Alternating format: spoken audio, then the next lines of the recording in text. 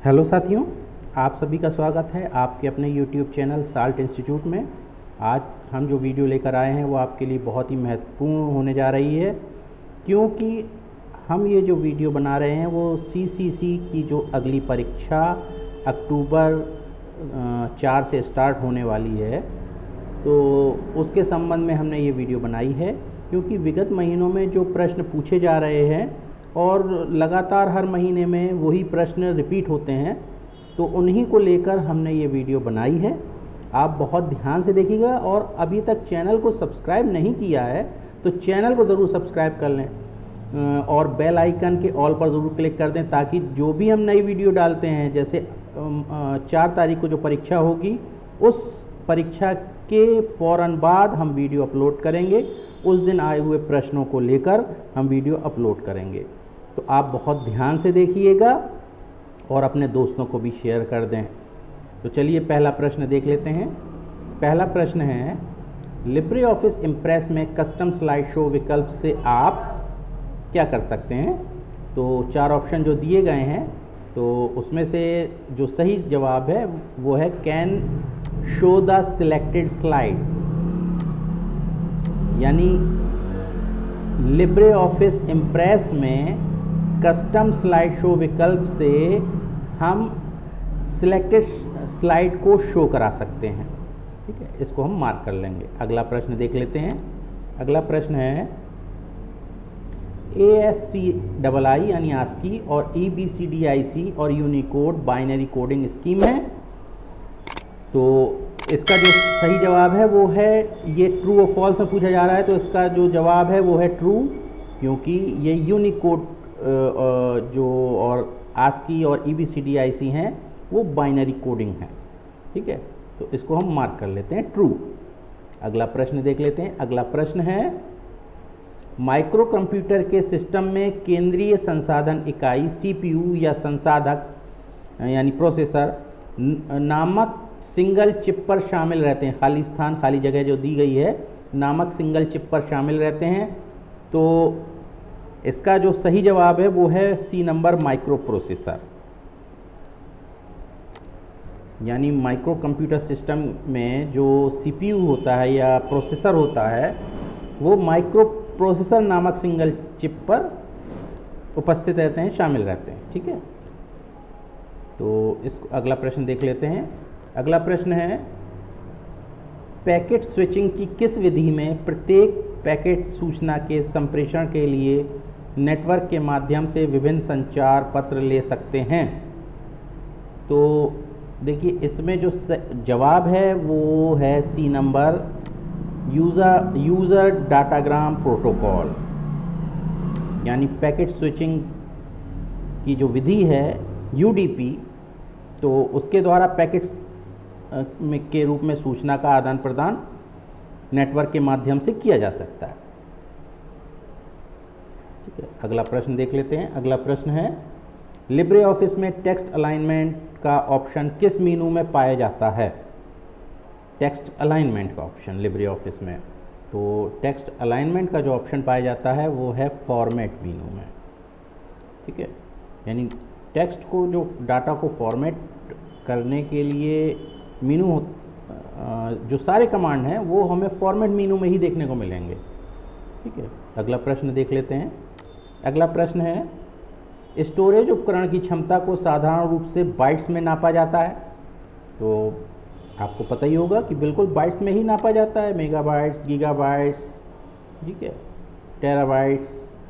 तो जो हमारा डाटा स्टोर हो रहा है उसको हम बाइट्स में ही मापते हैं। अगला प्रश्न, प्राथमिक भंडारण अस्थिर है, यानी प्राइमरी स्टोरेज इज़ वोलाटाइल। तो अगर आप प्राइमरी स्टोरेज नहीं जानते हैं तो प्राइमरी स्टोरेज से तात्पर्य है आपकी रैम। तो जो प्राइमरी स्टोरेज है, रैम जो होती है वो वोलाटाइल होती है, अस्थिर होती है। तो इसका जो जवाब है वो है ट्रू, यानी प्राथमिक भंडारण अस्थिर होता है, वोलाटाइल होता है।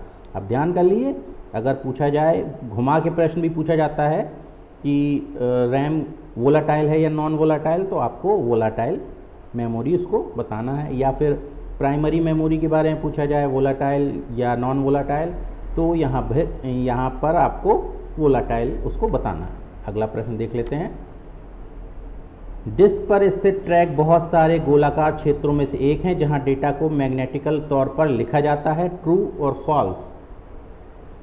तो बिल्कुल सही जवाब, मैग्नेटिक फॉर्म में ही लिखा जाता है डाटा को। तो अगला प्रश्न, नोटबुक सिस्टम यूनिट को अक्सर क्या कहा जाता है?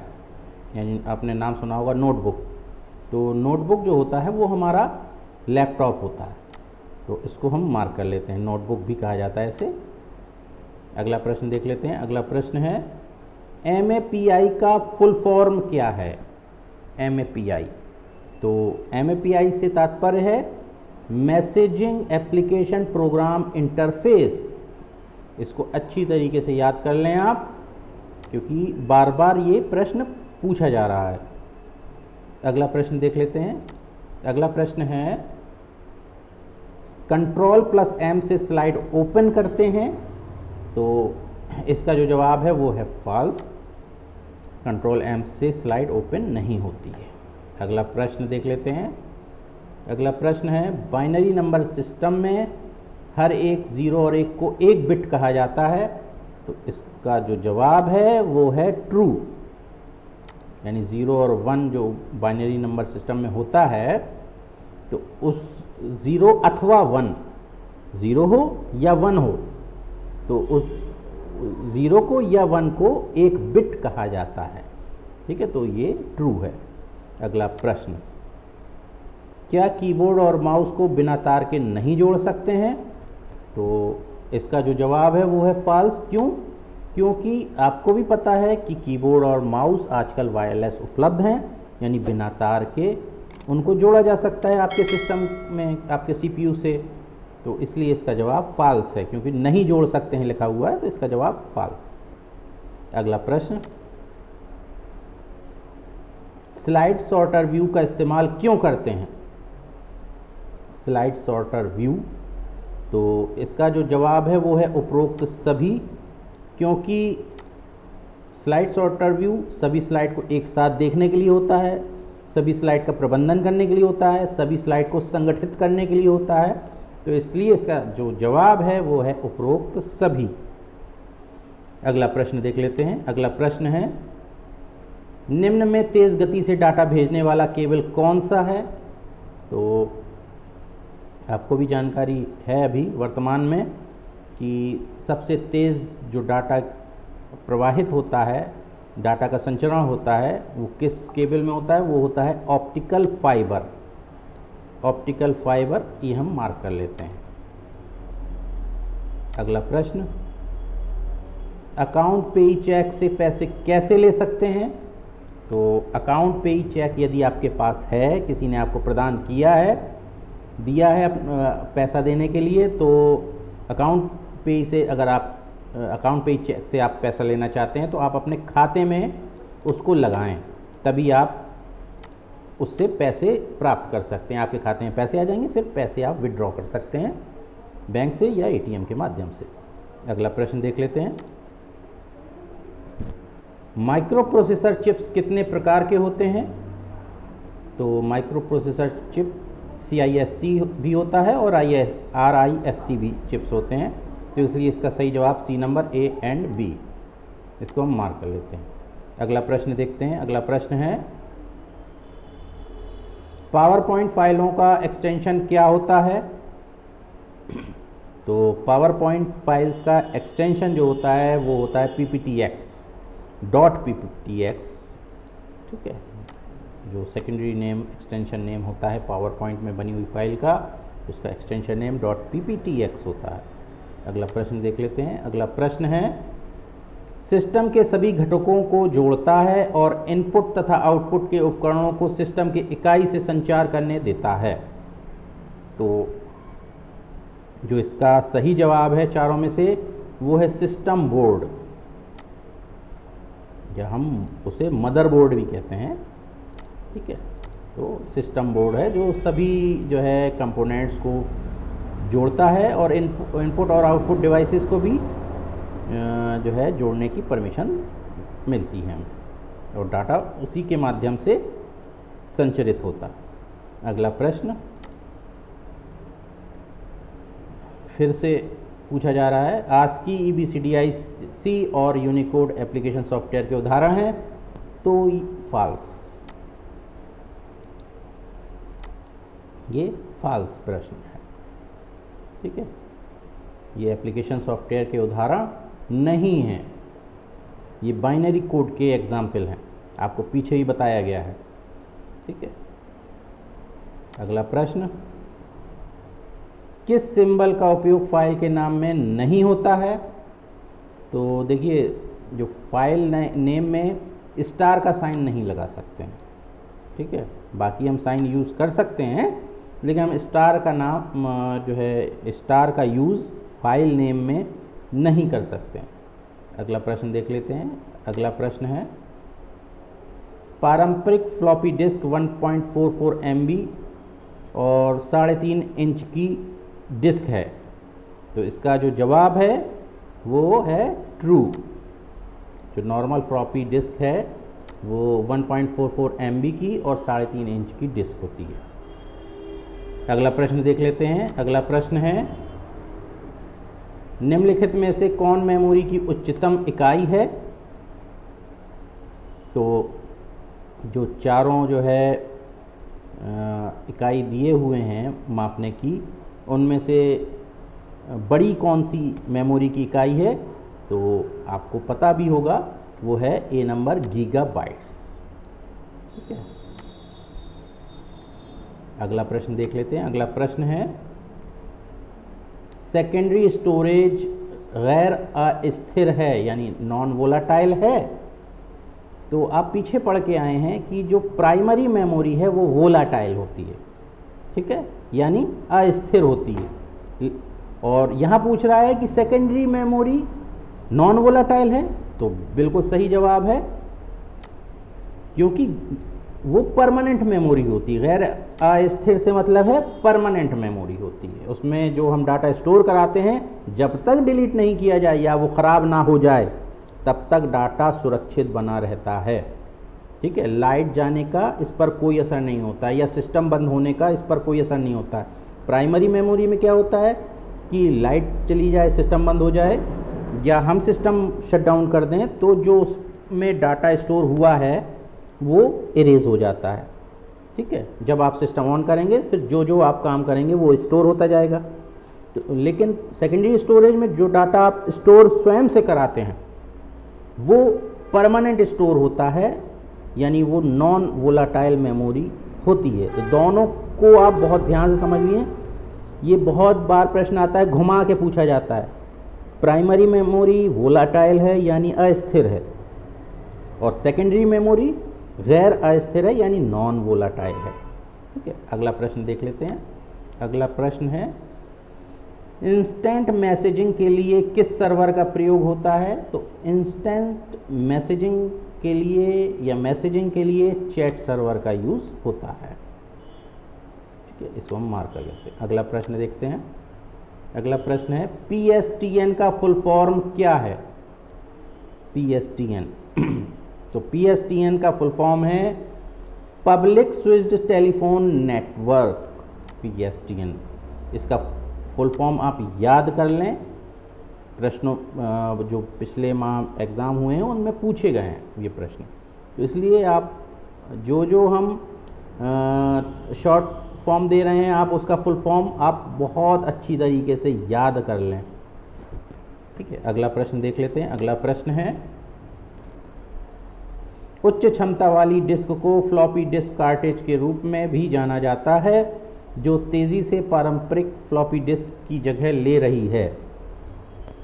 तो इसका जो जवाब है वो है ट्रू, यानी बिल्कुल सही जवाब है कि उच्च क्षमता वाली डिस्क को फ्लॉपी डिस्क कार्टेज के रूप में जाना जाता है, जो पारंपरिक जो पहले से जो है फ्लॉपी डिस्क आ रही थी उनकी जगह वो ले रही है। अगला प्रश्न देख लेते हैं। अगला प्रश्न है, प्रत्येक ट्रैक को पच्चर के आकार के खंडों में विभाजित किया जाता है, जिसे कहा जाता है, पच्चर से तात्पर्य है पत्ती के आकार का या वेज शेप्ड, ठीक है। तो जो प्रत्येक ट्रैक को जो पच्चर के आकार के खंडों में विभाजित किया जाता है उसे क्या कहा जाता है? तो उसे हम सेक्टर कहते हैं, ठीक है, सेक्टर कहा जाता है। अगला प्रश्न देख लेते हैं। अगला प्रश्न है CD रोम का फुल फॉर्म क्या है? तो ये तो आपको पता ही होगा। CD रोम से तात्पर्य है compact disc read only memory. ये CD जो आती है कॉम्पैक्ट डिस्क होती है, तो ये रीड ओनली मेमोरी होती है, यानी आपने एक बार डाटा लिख दिया, अब बस केवल उसे पढ़ा जा सकता है, मिटाया नहीं जा सकता और दोबारा डाटा नहीं लिखा जा सकता, ठीक है, इसलिए रीड ओनली मेमोरी होती है। अगला प्रश्न, लिब्रे ऑफिस इम्प्रेस में इमेज को हैंगआउट मोड में बदला जा सकता है, हाँ या नहीं? तो लिब्रे ऑफिस इम्प्रेस में इमेज को हैंगआउट मोड में नहीं बदला जा सकता है, इसलिए इसका जवाब है फॉल्स। अगला प्रश्न देख लेते हैं। अगला प्रश्न है, खालिस्तान का उपयोग वेब पेज देखने के लिए किया जाता है, तो किसका यूज़ किया जाता है? आपको ही पता होगा, इंटरनेट एक्सप्लोरर। इंटरनेट एक्सप्लोरर का यूज़ वेब पेज देखने के लिए किया जाता है। ये एक ब्राउज़र है जो विंडोज़ का डिफ़ॉल्ट ब्राउज़र है, ठीक है। जब आप विंडोज़ लोड करेंगे तो ऑटोमेटिकली आपके विंडोज़ के साथ आपके सिस्टम पे लोड हो जाएगा। अगला प्रश्न, कंप्यूटर साक्षरता दिवस कब मनाया जाता है? तो कंप्यूटर साक्षरता दिवस हर वर्ष 2 दिसंबर को मनाया जाता है। अगला प्रश्न देख लेते हैं। अगला प्रश्न है, माइक्रो प्रोसेसर को अक्सर CPU कहा जाता है, तो ट्रू और फॉल्स में से इसका देख लेते हैं जवाब। तो माइक्रो प्रोसेसर को या प्रोसेसर को CPU भी कहा जाता है, इसलिए इसका जवाब ट्रू है। अगला प्रश्न देख लेते हैं। अगला प्रश्न है, प्रेजेंटेशन में एक इलेक्ट्रॉनिक शीट को किस नाम से जाना जाता है? तो प्रेजेंटेशन में जो हम शीट बनाए हुए हैं, जिसे हम इलेक्ट्रॉनिक शीट भी कहते हैं, तो उसे हम स्लाइड कहते हैं, ठीक है। तो इसलिए इसको हम मार्क कर लेते हैं। अगला प्रश्न देख लेते हैं। अगला प्रश्न है, वर्तमान में IP एड्रेस का आकार क्या होता है? तो जो IP एड्रेस है उसका आकार 4 बाइट्स का होता है, इसलिए हम इसको मार्क कर लेते हैं। अगला प्रश्न देख लेते हैं। अगला प्रश्न है, लिब्रे ऑफिस इम्प्रेस में बाय डिफ़ॉल्ट टाइटल नेम क्या होता है? यानी जब आप लिब्रे ऑफिस इम्प्रेस में काम कर रहे हैं और आपने फाइल खोली है, अभी तक सेव नहीं कराई है, तो जो उसका नाम होगा वो नाम होगा अनटाइटल्ड 1, ठीक है, यानी बिना टाइटल के। अनटाइटल से तात्पर्य बिना टाइटल के। अगला प्रश्न देख लेते हैं। अगला प्रश्न है, इनमें से कौन सा स्लाइड एनिमेशन का प्रकार है? तो जो फ्लैश ऑन है ये एनिमेशन का प्रकार है।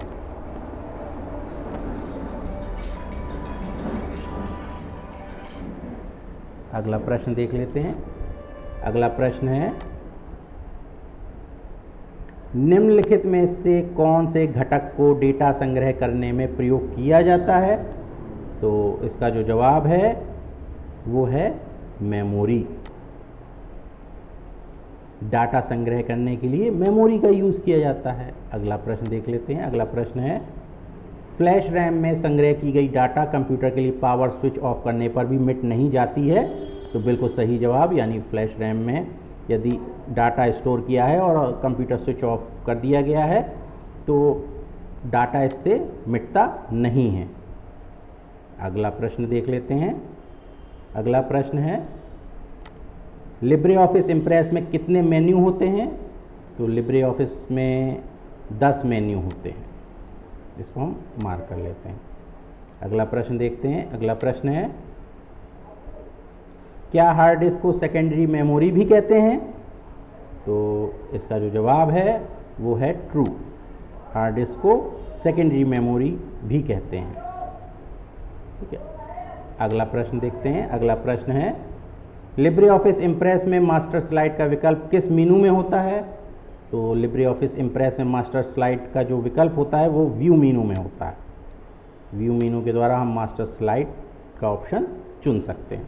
अगला प्रश्न देखते हैं। अगला प्रश्न है लिब्रे ऑफिस इम्प्रेस में टेक्स्ट बढ़ाने के लिए शॉर्टकट कुंजी कंट्रोल प्लस बड़ा कोष्ठक है, फिर एक बार प्रेस करने पर टेक्स्ट को कितना जूम किया जाता है? तो इसका सही जवाब है 4। ठीक है, तो हम 4 ऑप्शन तक उसको जूम कर सकते हैं। अगला प्रश्न देख लेते हैं।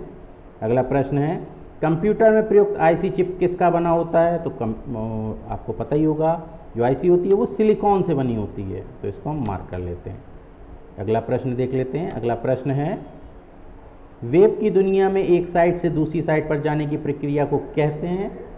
तो एक वेबसाइट से दूसरी वेबसाइट में जाने को हम नेविगेटिंग कहते हैं, इसको हम मार्क कर लेते हैं। अगला प्रश्न देखते हैं। अगला प्रश्न है लिब्रे ऑफिस इम्प्रेस में नया टेम्पलेट जोड़ने के लिए कौन सी शॉर्टकट कुंजी काम आएगी?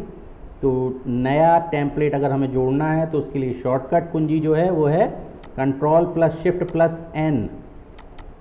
इसको सभी मार्क हो गए, इसको पहले हटा दें। ये बी नंबर इसका सही जवाब है, control plus shift plus N. ठीक है, इसके द्वारा नया टेम्पलेट जोड़ा जा सकता है। अगला प्रश्न।